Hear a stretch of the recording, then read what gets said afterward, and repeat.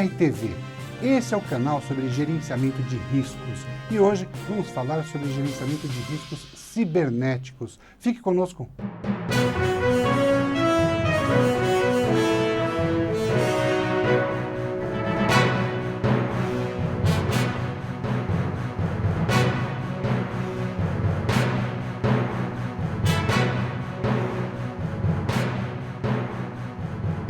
GRTV. A GRTV é um canal de debate e notícias sobre os temas relacionados à gerência de riscos. Eu sou o Paulo Alexandre e hoje participarão da bancada Francisco Galiza, que é consultor econômico,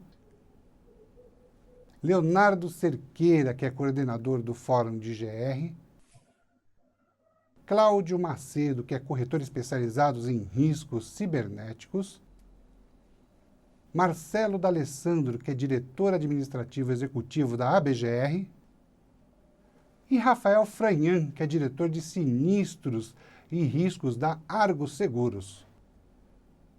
Estamos gravando por meio de videoconferência por conta da pandemia. Sejam todos bem-vindos e vamos começar com a notícia sobre a segunda edição do evento do Fórum de GR. Olá, Paulo e demais colegas, obrigado pela oportunidade de participar mais uma vez. E é isso mesmo, Paulo, a gente tem novidades sim, por conta da pandemia e dessas questões de saúde associadas, né, as orientações para a não concentração de pessoas, nós decidimos mudar o evento de agosto desse ano para março de 2021. E em breve a gente vai anunciar a data exata e os novos capítulos aí nas mídias oficiais do fórum, tá? Aliás, o evento, foi o último evento que vocês fizeram, foi um belo evento, é um evento esperado. Fala um pouquinho do evento pra gente. O evento presencial foi em 2019, ele foi o primeiro de uma série que nós imaginamos, mas é óbvio que ninguém contava com essa situação que nós estamos passando neste momento. Então, apesar de muito esperado e com grande expectativa, a gente achou por bem postergar um pouquinho para que se possa garantir a saúde, a segurança dos envolvidos e dos participantes. Então vamos começar com Francisco Galiza. Galiza, quais são os números do mercado que você nos traz? Paulo, está se publicando muito sobre as consequências da pandemia na sociedade do modo geral. E aí não precisa ser nenhum economista ou nenhuma pessoa que trabalha na área para ver que a área de TI, né, e, em consequência, os riscos cibernéticos vão crescer de forma extremamente grande, elevada, né?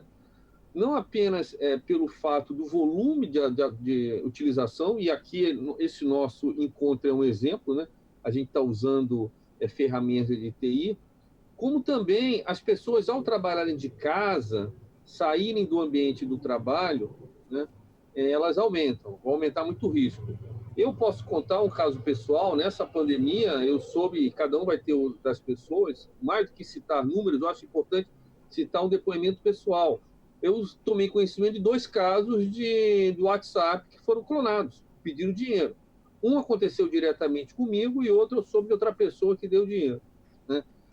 No ano passado saiu uma matéria da CNSEG, da revista da CNSEG, dizendo que 30% das empresas brasileiras estavam sofrendo algum ataque nessa área. Eu acho que o número é bem maior hoje. Eu acho que vai ter uma descontinuidade dos números, né?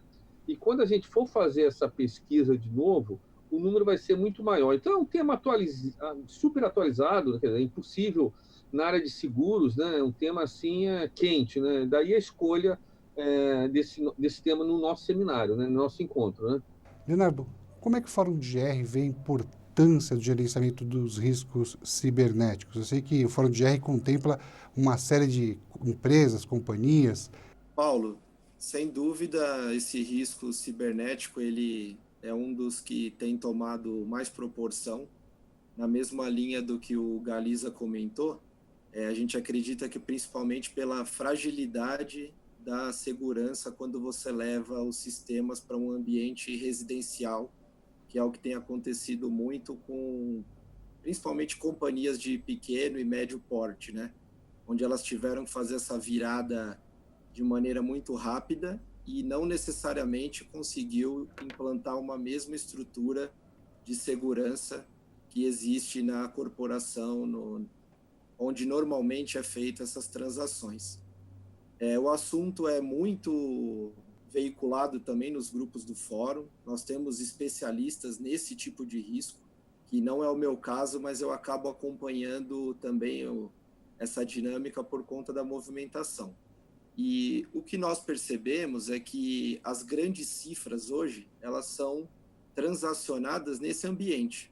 Então, seja por acesso indevido a um banco de dados da empresa, onde eles sequestram os dados ali dos principais clientes, movimentos, até mesmo transações financeiras, a gente tem notado um acréscimo muito grande desse tipo de ataque, né? Então, um outro ponto que eu acho que vale destacar para a gente iniciar a conversa é que nós notamos também uma disparidade entre as empresas, ou seja, ou ela tem um grande investimento, ela já tem lá o seu seguro contratado para esse risco, ou ela acredita que não vai acontecer com ela, que só acontece no vizinho.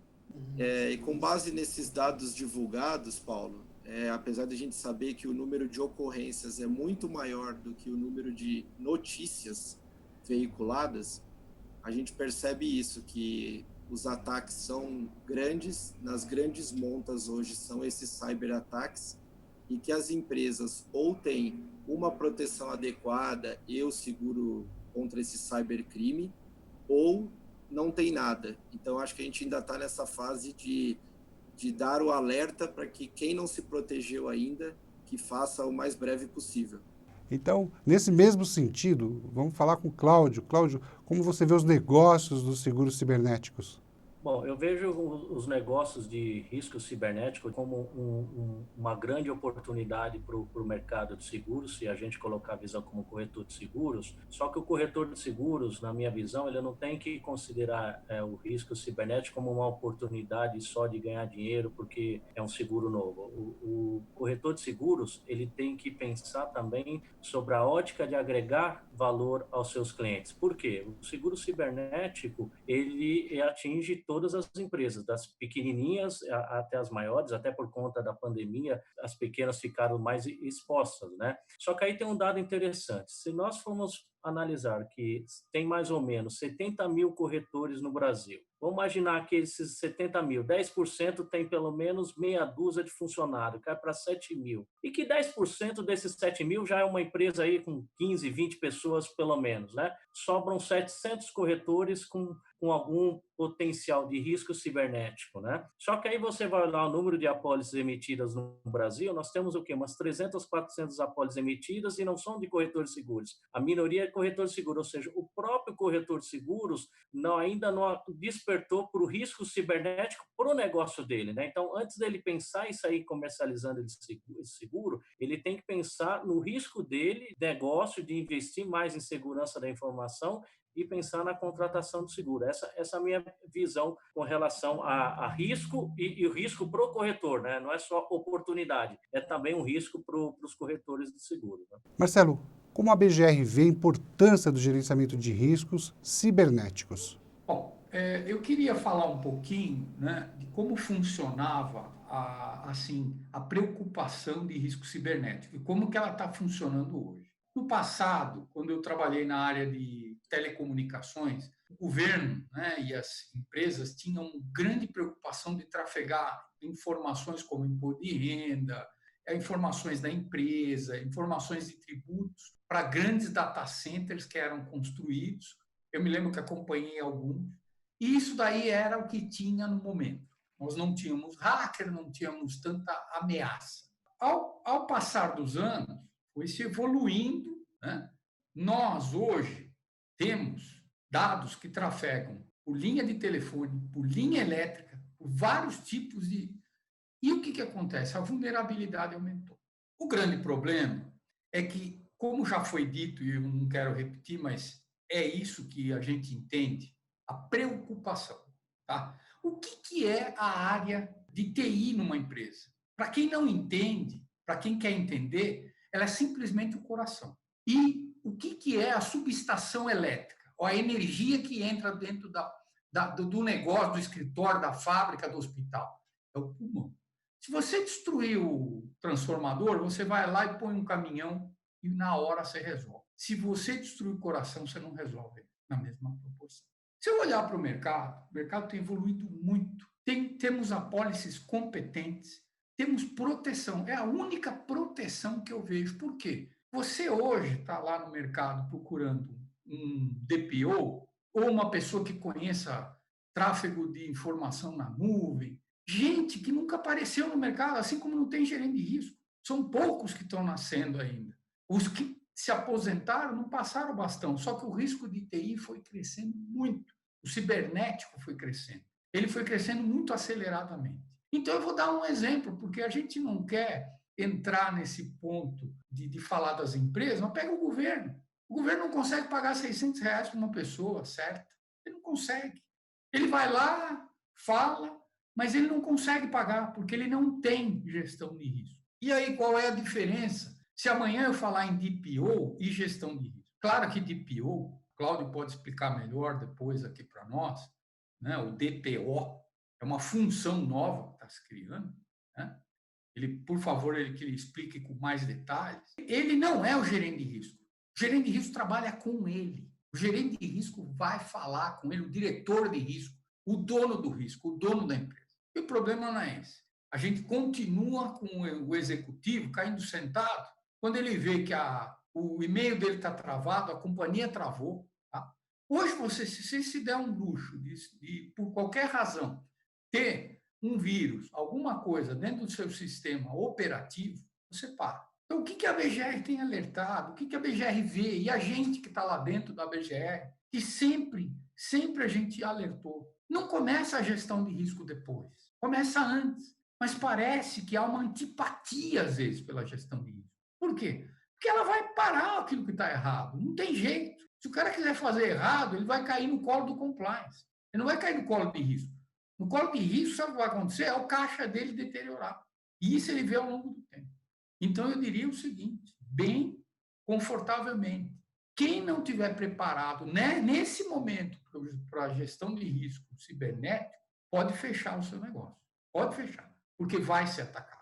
Porque cada dia mais o pessoal tem muita articulação dentro da internet e invadem tudo. Eu acho que o que a gente viu no Brasil de pessoas que invadiram o senador, o deputado, isso é coisa de criança, porque o Snowden já invadia tudo, invadia governo, invadia tudo. Nós estamos muito parados com esse assunto.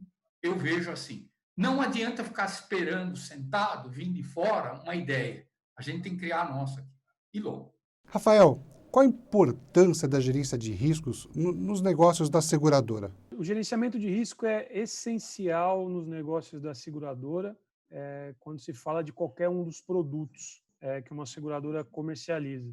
E lá na AgroSeguros nós temos a preocupação de tratar o gerenciamento de risco como não só um catalisador para a melhoria do resultado da companhia, mas também como um serviço agregado para o cliente.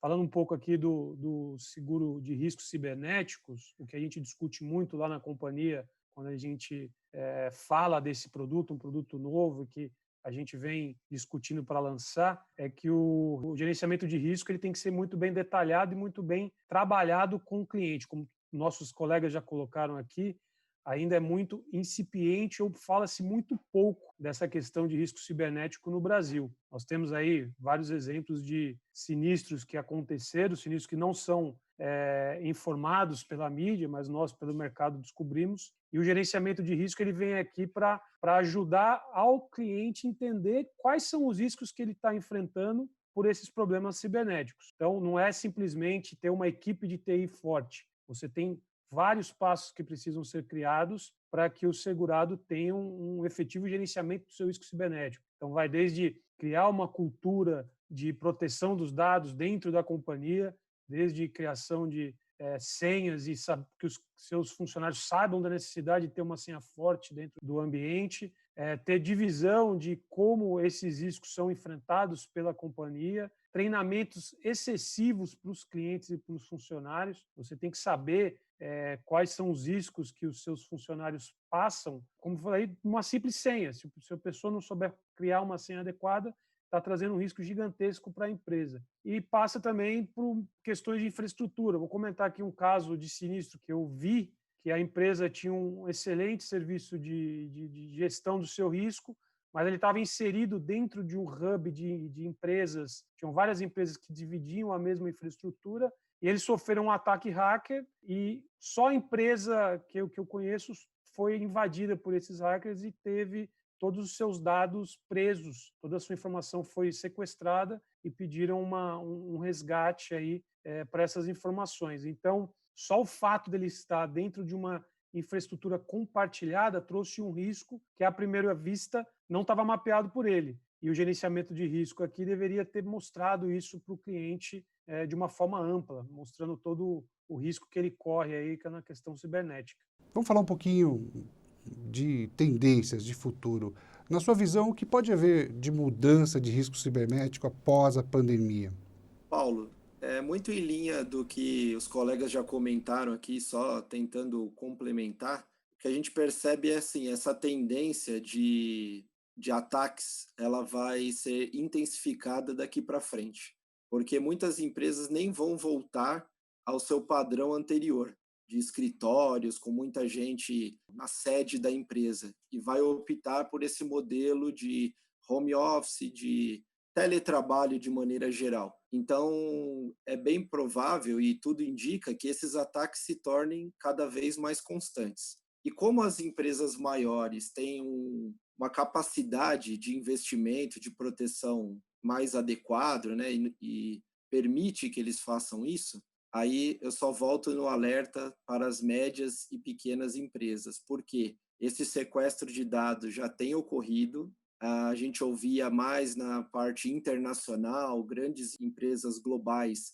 e agora você já vê algumas locais, por exemplo, no cenário brasileiro aqui, sendo atacadas. Esse sequestro de dados, ele já está agora vinculado a moedas virtuais, que não são nem as criptomoedas, então eles já criaram outra forma que não permite sequer rastrear para onde foi esse dinheiro. Ou seja, já tem uma arquitetura diferente pelo lado, vamos chamar o lado negro da força, que nos promete aí bastante ataques quando a gente voltar, mesmo que seja um novo normal. Essa é a nossa visão. Cláudio, na sua visão, o que pode haver de mudanças de riscos cibernéticos após a pandemia?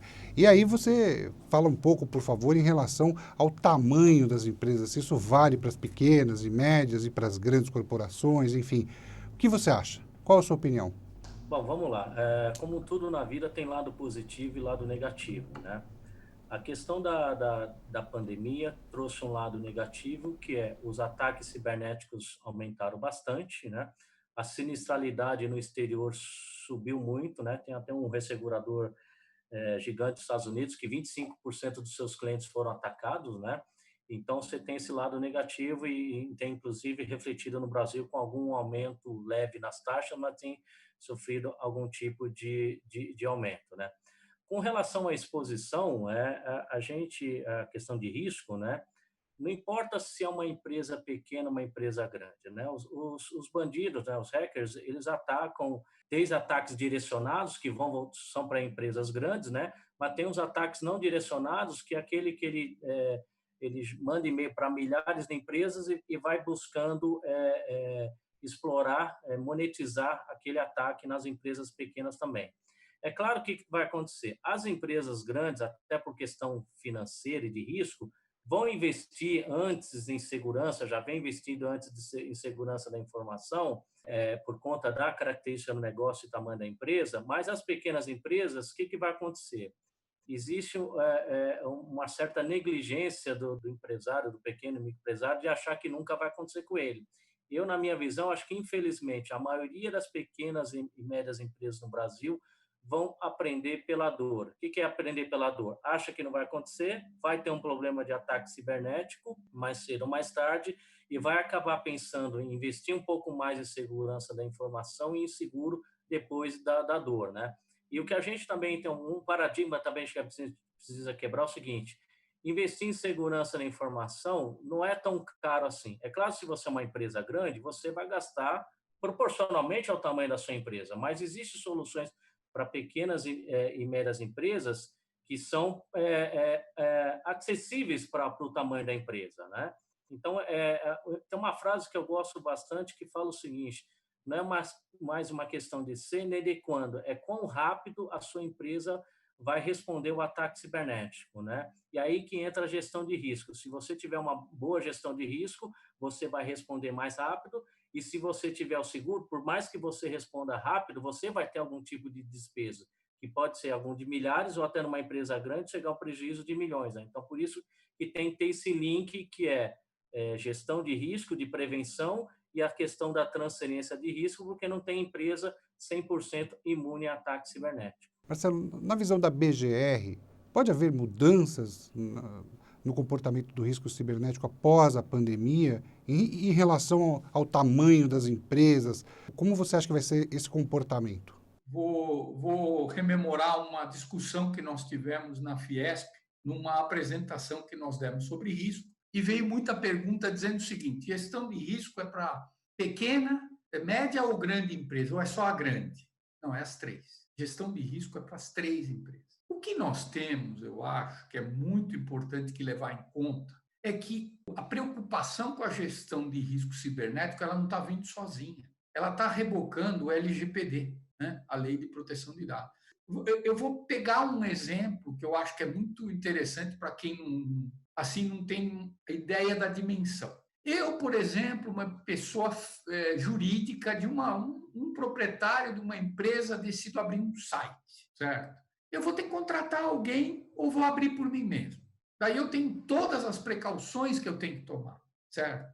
Se eu não tomar essas precauções, o que acontece se alguém roubar meus dados? O que acontece se eu for invadido, certo? Então, eu vou pegar uma média empresa, uma padaria aqui, que eu vou sempre aqui na esquina, não bem aqui na esquina, mas próximo, a padaria Ceci. Tem 50 funcionários, 70. Eles têm um faturamento violento e eles precisam administrar. É uma padaria. Ou seja, o açougue, ou seja, a padaria, seja a casa de materiais de construção. Todas têm um tamanho. Esse tamanho, ele não é contratando uma pessoa especializada em TI.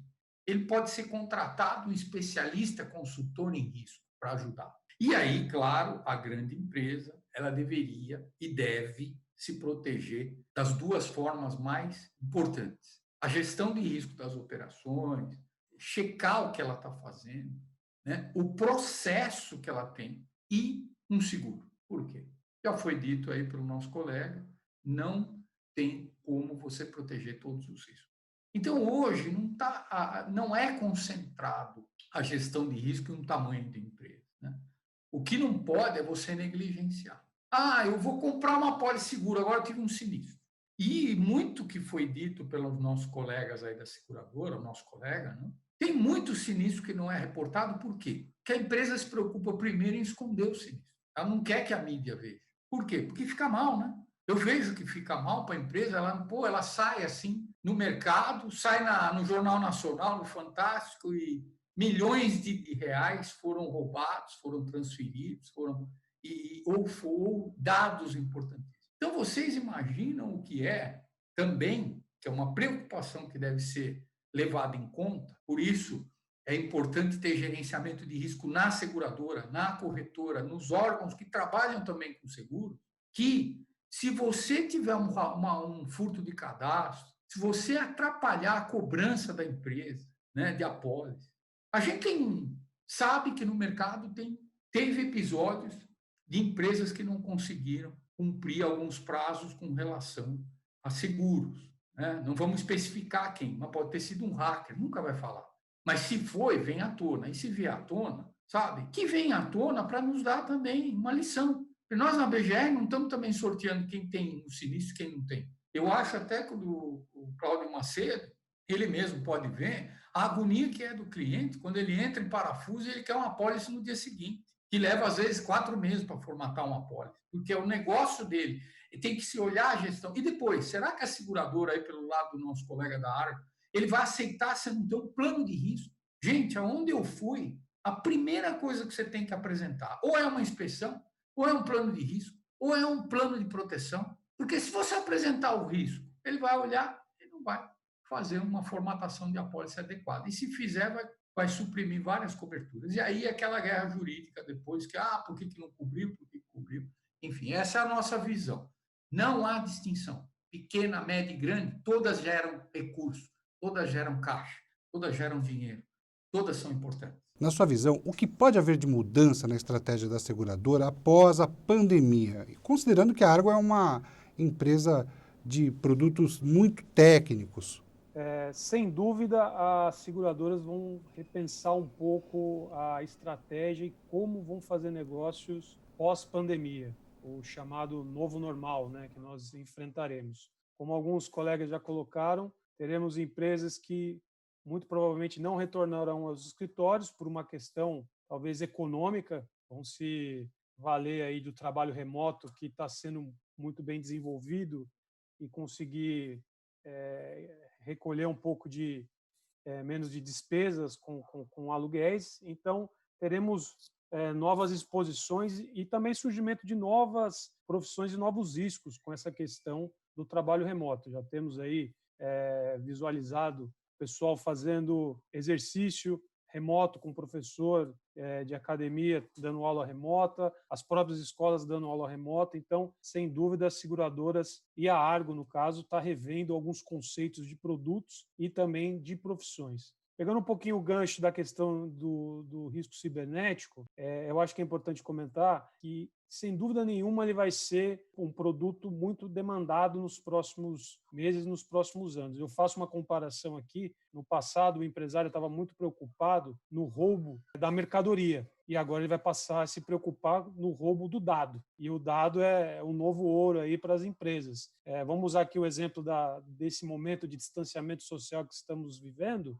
Nós temos diversas empresas, tanto empresas grandes como empresas pequenas, que tiveram que se adaptar para continuar no negócio e fazer uso de ferramentas digitais e transação de informação por essas ferramentas, que vem trazer aí uma certa preocupação com a perda desse dado ou com o roubo desse dado. Então, complementando o que os amigos já disseram, sem dúvida nenhuma, as pequenas e médias empresas também vão se preocupar, precisam se preocupar com essa questão do ataque cibernético e, sem dúvida nenhuma, buscar uma proteção de seguro atrelada também toda a questão de gestão de risco. Como bem o Marcelo colocou, sem ter uma gestão de risco cibernético, muitas das vezes a seguradora não consegue desenhar e colocar uma apólice adequada para aquele cliente, ou a apólice fica num custo muito elevado que inviabiliza a contratação. Então, o gerenciamento desse risco cibernético é imprescindível para que se consiga estruturar adequadamente uma apólice aí para o futuro. Muito bom, Rafael. Esta edição da GRTV está chegando ao final. Obrigado ao Francisco Galiza. Obrigado, Paulo. Obrigado a todos. A gente vê como é que esse tema é vasto, né? A gente falou, embora tenha mencionado, falou muito pouco da LGPD, né? Quer dizer, já não basta a pandemia, ainda temos a LGPD para publicar a coisa, né? Quer dizer, então é muito vasto, o tema é muito vasto. A gente, além de tudo que está acontecendo, ainda tem uma lei que vai complicar as empresas mais tarde, né? Enfim, é isso, gente. Eu achei ótimo e obrigado a todos. Vamos marcar o próximo. Obrigado ao Leonardo Cerqueira. Paulo, eu que agradeço pela participação mais uma vez. Acho que sempre temas interessantes e oportunos. Então, acho que do que nós discutimos aqui fica esse alerta para quem não está muito preocupado ainda com o tema, que passe a ficar a partir de agora e procure as melhores proteções. Obrigado. Obrigado ao Cláudio Macedo. Obrigado aí pela oportunidade, pelo convite. E eu gostaria de acrescentar o seguinte: o Galiza comentou aí de LGPD e o D'Alessandro de alguma maneira também, assim como os demais. Uma coisa que a LGPD vai fazer, as empresas não vão poder mais esconder esses vazamentos, né? Porque uma das obrigatoriedades da LGPD é notificar os clientes, né? Então, e quem esconder corre o risco de depois levar uma multa até maior por ter omitido dos clientes o vazamento, né? E a figura do DPO é extremamente importante nesse processo, porque o DPO, como o próprio nome diz, né, Data Protection Officer, ou seja, o gerente de proteção de dados, ele vai ter que ser essa ponte entre a autoridade, que é o governo, né, a LGPD, e a ponte entre a área de TI, a área de gestão de risco, a diretoria da empresa, para mostrar para a empresa qual o caminho a seguir sobre o ponto de vista de legalidade, de cumprir a lei, evitar que lá na frente tenha um dano maior, e sobre o ponto de vista também de investimentos em proteção de dados, né? Então, tem que ser um trabalho conjunto que envolve gerência de risco, DPO, compliance, financeiro, enfim, não é um risco exclusivo da área de TI ou do DPO. A empresa inteira tem que estar envolvida nesse processo. E obrigado ao Marcelo D'Alessandro. Queria agradecer a todos pela participação que eu tive aqui, acho super importante. E queria fazer um fechamento, e foi assim uma coisa que eu esqueci de comentar, mas esse é um sentimento meu particular. Obviamente, o home office, quando ele veio ao Brasil, quando as pessoas faziam home office, elas faziam part-time, né, que a gente chamava. Ficavam um pouco em casa e um pouco na empresa. A gente tem que tomar muita assim, precaução e se antecipar como gerência de risco, que nós não temos no Brasil legislação para a pessoa trabalhar em casa. A gente tem legislação para a pessoa chegar no escritório, umas batem ponto, outras fazem formalidades legais. E o que acontece? Eu estou dando essa opinião pessoal, não como a BGR. Eu acredito que ninguém aguenta mais ficar em casa. Ninguém está aguentando ficar em casa mais. As pessoas querem ir para a rua, as pessoas querem viver. E as pessoas querem ter um local de trabalho. É claro que, do ponto de vista financeiro, para as empresas, a pessoa trabalhar em casa vai ser ótimo, mas tem peculiaridades, contratos, assinaturas, enfim, que precisam ser olho no olho.